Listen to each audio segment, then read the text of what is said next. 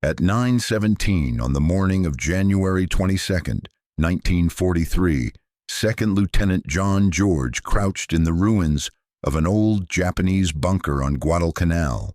He watched a banyan tree roughly 200 yards away through the scope of a rifle his fellow officers had laughed at for 6 weeks. He was 27 years old, a former Illinois state shooting champion, and he had 0 confirmed kills.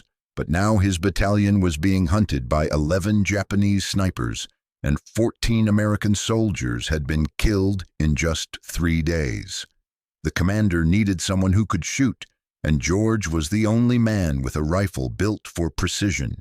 He had bought his Winchester Model 70 with 2 years of National Guard pay.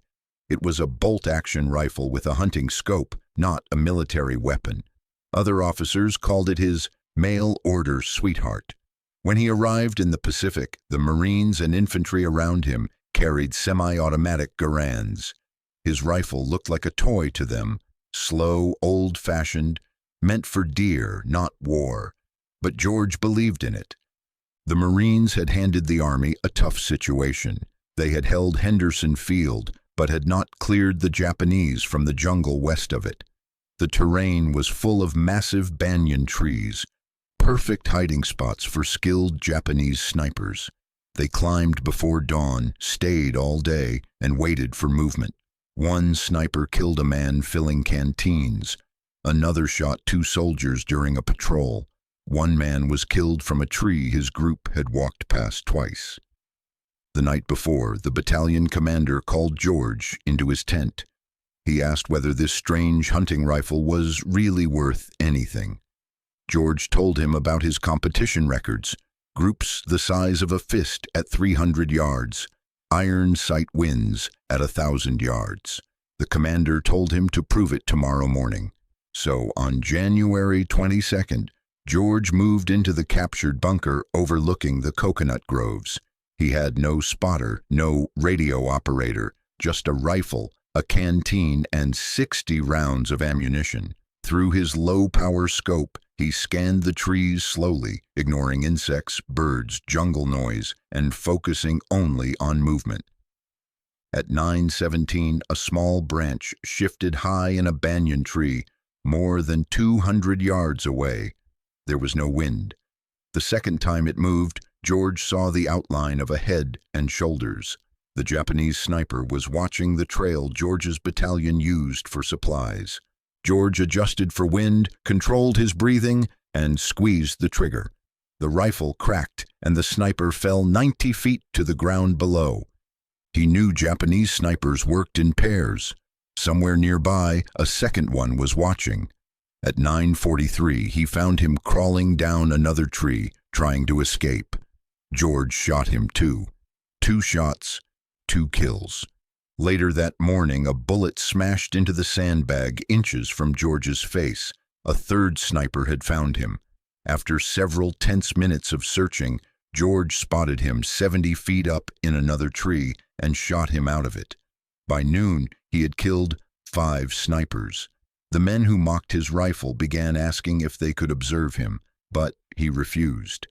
Extra eyes meant extra noise, and noise drew fire. The next day brought heavy tropical rain that hid the snipers from view. When the sky cleared, George spotted another enemy, this one far out at almost 300 yards. He adjusted for distance and dropped him with 1 shot. But this time the Japanese answered back. Mortar rounds began falling all around his bunker. They had triangulated his position. George ran for his life as his former hiding place exploded behind him. He found a new firing spot behind a fallen tree. That afternoon, he killed 2 more snipers. By dusk, he had 8 confirmed kills. The battalion commander no longer doubted him. George would continue operations at dawn.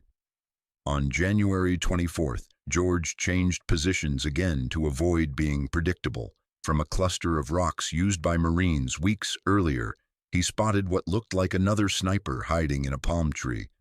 But it seemed too easy. After 2 days of hunting snipers, he trusted his instincts. Something felt wrong. He searched the surrounding trees more carefully and found the real threat, a second sniper hidden high in a banyan tree, waiting for George to fire at the decoy. George used the bait against them. He shot the decoy, then immediately swung to the hidden sniper and dropped him before he could react. The Japanese answered with machine gun fire that tore apart the rocks George had used moments earlier. He escaped again, this time into a muddy crater filled with rainwater. Only his eyes and the top of his head stayed above the surface. Soon he spotted movement on the jungle floor. The last sniper was crawling low, approaching George's previous position. Then George realized there were two men, not one, working together. They were sweeping the area, trying to flush him out.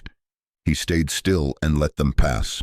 When their backs were exposed, he rose from the water, fired, chambered another round, and fired again. Both enemy soldiers fell. 11 Japanese snipers were now dead. But then he heard voices, Japanese infantry, not snipers, coming to recover the bodies. They found his tracks and began moving toward the crater. George had only a few rounds left. One soldier looked directly down into the crater.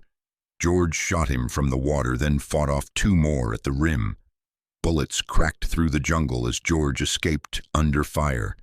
He crawled, sprinted, hid, and finally made it back to American lines by early afternoon. In 4 days, he had eliminated the sniper threat entirely. He had fired 12 rounds and recorded 11 kills against the snipers. His commander asked him to train more marksmen. 14 Springfield sniper rifles were available, and 40 men had qualified as expert marksmen. George created a sniper section, taught them breathing, trigger control, wind reading, and combat tactics.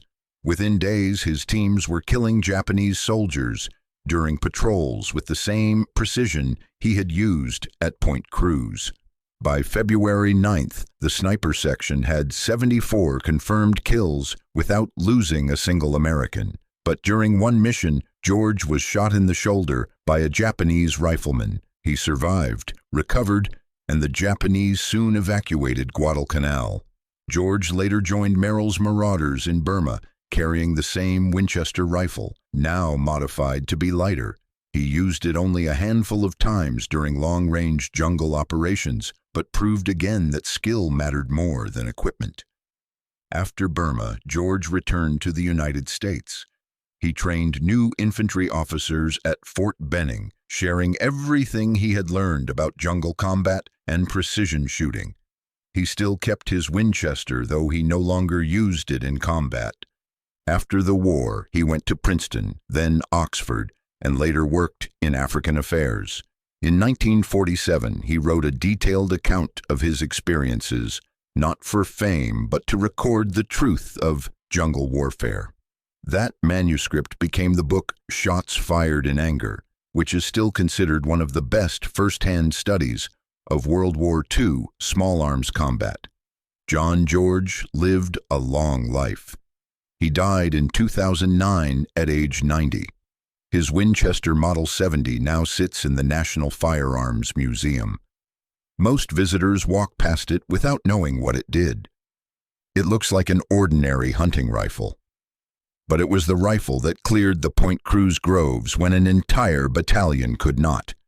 It proved that one skilled marksman with a trusted rifle could change the outcome of a battle. And because of John George, many American soldiers lived to go home.